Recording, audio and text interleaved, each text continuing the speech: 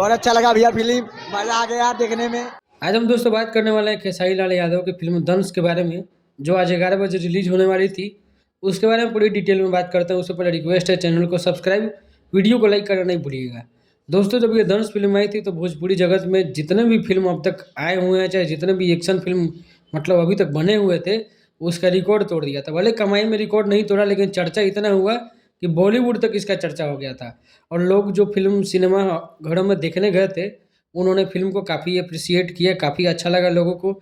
मैंने खुद इस पे रिव्यू वीडियो भी इस पे 1-2 बनाए थे और दोनों वीडियो काफ़ी अच्छे रिस्पॉन्स मिले और फ़िल्म को भी काफ़ी अच्छा रिस्पॉन्स मिला, लेकिन भले कमाई नहीं कर पाई फ़िल्म उस लेवल की। शायद ही आप लोगों ने देखा होगा कि भोजपुरी में कोई फ़िल्म आई और 1-2 महीने में ही यूट्यूब पे डाल दी गई। इसके पहले एक मनी मिराज की फ़िल्म आई थी, जो बहुत ही जल्द यूट्यूब पे डाल दी गई थी। वहीं धनुष को आज 11 बजे डालना था यूट्यूब पे, लेकिन पता नहीं किस कारण से उसको डाला गया है। जैसे ही कोई अपडेट आती है, आपको अगले वीडियो में अपडेट ज़रूर मिलेगी। सब्सक्राइब करना नहीं भूलें।